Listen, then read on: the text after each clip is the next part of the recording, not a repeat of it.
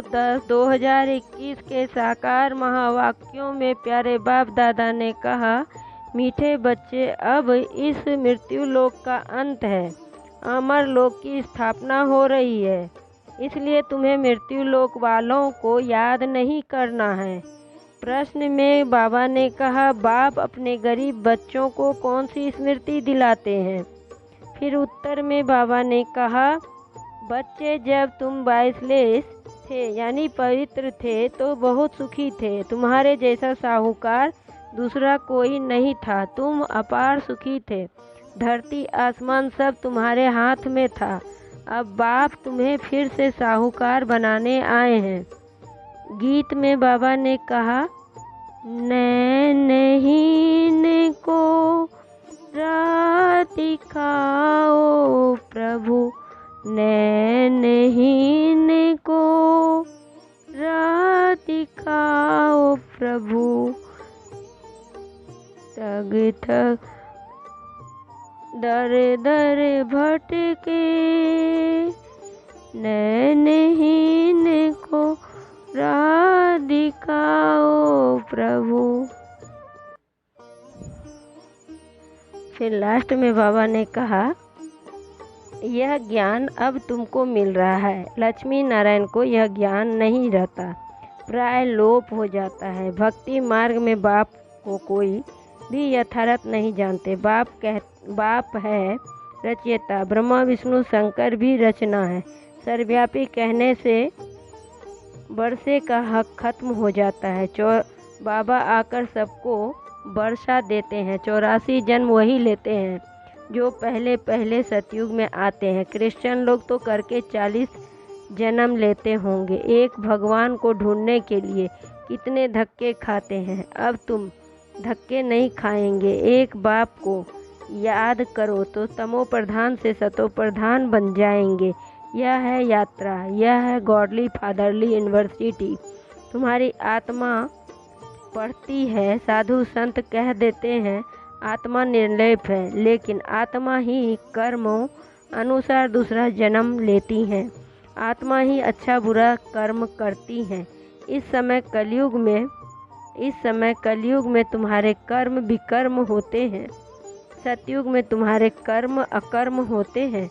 वहाँ विकर्म होता नहीं। वह है पुण्य आत्माओं की दुनिया। अच्छा, मीठे मीठे सिकिलदे बच्चों प्रति माता पिता बाप दादा का याद प्यार और गुड मॉर्निंग। रूहानी बाप की रूहानी बच्चों को नमस्ते। हम रूहानी बच्चों की रूहानी बाप दादा को याद प्यार और गुड मॉर्निंग और नमस्ते नमस्ते। सदा रहो हंसते, बन जाओ फरिश्ते, चलते रहो परम धाम के रास्ते। शुक्रिया बाबा पद्मा पदम शुक्रिया बाबा। धारणा के लिए मुख्य सार में बाबा ने कहा, पहले पॉइंट में एक बाप से बेहद का वर्षा लेना है, श्रेष्ठ कर्म करने हैं। जब बाप मिला तो किसी भी प्रकार के धक्के नहीं खाने हैं। दूसरी पॉइंट में बाबा ने कहा, बाप ने जो स्मृति दिलाई है उसे स्मृति में रख अपार खुशी में रहना है। कोई भी देधारी को याद नहीं करना है। वरदान में बाबा ने कहा, निमित्तपन की स्मृति द्वारा अपने हर संकल्प पर अटेंशन रखने वाले निवारण स्वरूप भव। निमित्तपन की स्मृति द्वारा अपने हर संकल्प पर अटेंशन रखने वाले निवारण स्वरूप भव। स्पष्टीकरण, निमित्त बनी हुई आत्माओं पर सभी की नज़र होती है, इसलिए निमित्त बनने वालों को विशेष अपने हर संकल्प पर अटेंशन रखना पड़े। अगर निमित्त बने हुए बच्चे भी कोई कारण सुनाते हैं तो उनका फॉलो करने वाले भी अनेक कारण सुना देते हैं। अगर निमित्त बनने वालों में कोई भी कमी है तो वह छिप नहीं सकता। इसलिए विशेष अपने संकल्प, वाणी और कर्म पर अटेंशन दे तो निवारण स्वरूप बनो। निवारण स्वरूप बनो। स्लोगन में बाबा ने कहा, ज्ञानी तू आत्मा वह है जिसमें अपने गुण व विशेषताओं का भी अभिमान न हो। ज्ञानी तू आत्मा वह है जिसमें अपने गुण व विशेषताओं का अभिमान न हो। फिर बाबा ने लास्ट में कहा, मातेश्वरी जी के अनमोल महावाक्यों में मनुष्यों की एम ऑब्जेक्ट क्या है, उसे प्राप्त करने का यथार्थ तरीका क्या है। हर एक मनुष्य को यह सोचना जरूर है अपनी अच्छी जीवन बनाने के लिए क्या उचित है, मनुष्य की लाइफ किस लिए है, उसमें क्या करना है। अब अपनी दिल से पूछें कि वो मेरी जीवन में पलटा हो रहा है, यानी परिवर्तन हो रहा है। मनुष्य जीवन में पहले तो नॉलेज चाहिए, फिर इस जीवन की एम ऑब्जेक्ट क्या है, लक्ष्मी नारायण बनना। यह तो जरूर मानेंगे कि इस जीवन को सर्वदा सुख और शांति चाहिए। क्या अभी वो मिल रही है? इस घोर कलयुग में तो दुख अशांति के सिवाय और कुछ है ही नहीं। अब सोचना है सुख शांति मिलेगी कैसे।